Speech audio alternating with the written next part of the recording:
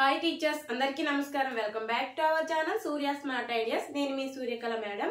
ఈరోజు ఈ వీడియోలో నావి మరియు మా husband marks from 10th class నుంచి డిఎస్సి ర్యాంక్ వరకు కంపేర్ చేస్తూ ఎలా చదివాము అనేవి ఎక్స్ప్లెయిన్ చేస్తామండి. వీడియో ఎండింగ్ వరకు చూడండి. వీడియో నచ్చితే లైక్ చేయండి, మీ ఫ్రెండ్స్కి షేర్ చేయండి, మన ఛానల్ని సబ్స్క్రైబ్ చేసుకోండి. అలాగే డైలీ మన ఛానల్ని ఫాలో అవుతూ ఉండండి ఇంట్రెస్టింగ్ వీడియోస్ కోసం. అయితే ఇప్పుడు మా హస్బెండ్ని పిలుస్తాను. ఇప్పుడు మా ఇద్దరు మార్క్స్ అనేవి కంపేర్ చేసుకుందాం. రండి సార్. ఫస్ట్ తను 10th ఫ్రెండ్స్, మా మార్క్స్ 10th నుంచి డిఎస్సి వరకు జస్ట్ ఇది కంపారిజన్ వరకే. కొంతమంది టెట్ తక్కువ వచ్చిన డిఎస్సిలో మన పక్కన ఉన్న ఫ్రెండ్స్ కంటే తక్కువ వచ్చిన టెట్ డిఎస్సిలో మనం ముందుకు వెళ్ళగలుగుతామా లేదా అని చాలామంది భయపడుతుంటారు. సో మధ్యలో మనకు వచ్చే మార్క్స్ తక్కువ వచ్చిన వాటికి చేసిన ఎర్రర్స్ అవన్నీ చూసుకొని నెక్స్ట్ డిఎస్సిలో మన ప్రిపరేషన్ ఇంకొంచెం బెటర్గా చేయగలిగితే మనం డిఎస్సిలో ఎక్కువ మార్క్స్ గెయిన్ చేయొచ్చు. ఇక్కడ మొదటి నుంచి 10th నుంచి డిఎస్సి వరకు జస్ట్ కంపారిజన్ కోసమే ఈ వీడియో. ఒకవేళ మనం డైట్ వరకు బిలో యావరేజ్ అయినా సరే డిఎస్సికి టెట్కి కొంచెం మన హార్డ్ వర్క్ చేసి బాగా కొంచెం ప్లాన్గా చదివితే ఖచ్చితంగా మనకి డిఎస్సి అనేది వస్తుంది. సో ఇప్పుడు మార్క్స్ అనేవి కంపారిజన్ చేస్తాము. ఏ కాలేజ్ చదివాము అలాగే మార్క్స్ ఎన్ని వచ్చాయి అని కూడా చెప్తాము.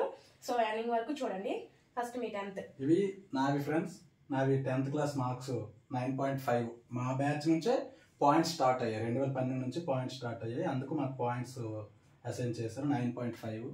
నాది 10th మార్క్స్ 9.3. నేను కూడా 2012 10th.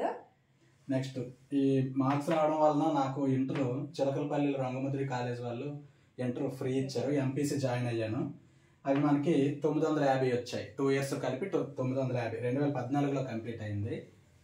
నాది ఇంటర్ 943 వచ్చాయి. 2014లో నాది కూడా కంప్లీట్ అయింది చీపురుపల్లి. నాకు కూడా 10th 9.3 రావడం వల్ల ఇంటర్ ఫ్రీ వచ్చింది అనమాట. సో నార్మల్ కాలేజ్లోనే చదివాము, private college, average college. So Sri Chaitanya, Narayana ఇలా కాకుండా మన లోకల్ కాలేజ్లో చదువుకొని ఇన్ని మార్క్స్ వచ్చాయి నాకు.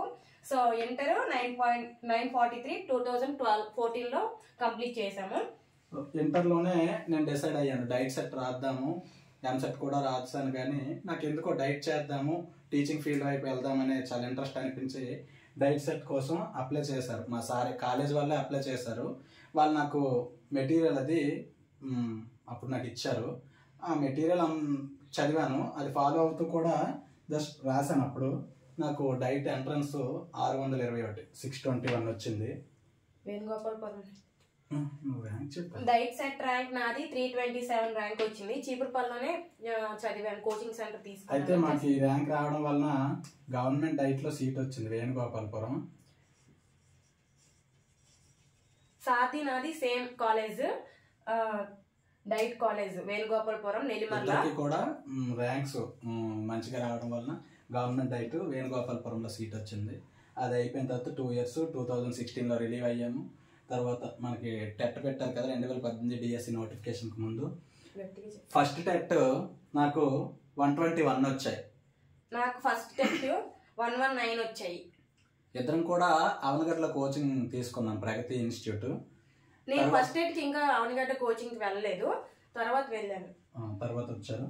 సెకండ్ టెట్ ఇక్కడ ఏమేమైతే మిస్టేక్స్ చేశానో అది వాటి ఎర్రర్స్ అవన్నీ చూసుకొని ఎక్కడ బాగా చదవాలి, ఏ టాపిక్ ఇంకా బాగా చదవాలి, ఎలా బిట్ వస్తుందో కొంచెం బాగా అర్థం చేసుకొని సెకండ్ టెట్లో 136 వచ్చాయి. సెకండ్ టెట్ రాసినప్పుడు నాకు సెకండ్ టెట్ 138 మార్క్స్ వచ్చాయి.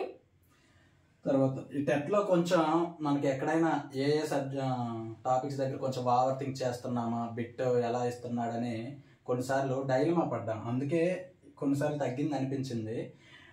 డిఎస్సికి వచ్చేసరికి ఇంకా బాగా చదవాలని చెప్పి డిఎస్సి ఇంకొంచెం బాగా ప్రిపరేషన్ స్టార్ట్ చేశాను.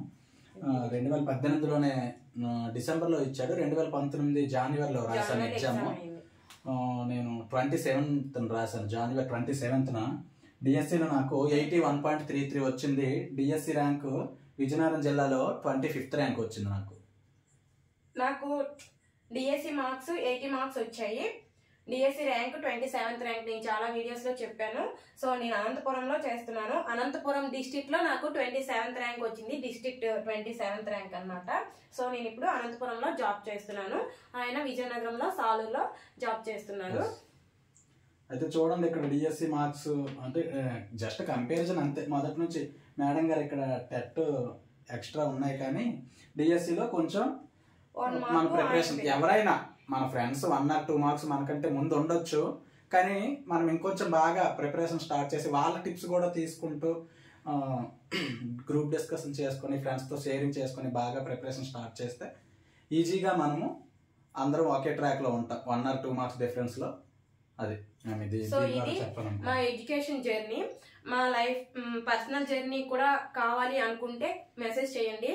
సో నేను దాని గురించి కూడా చెప్తాము.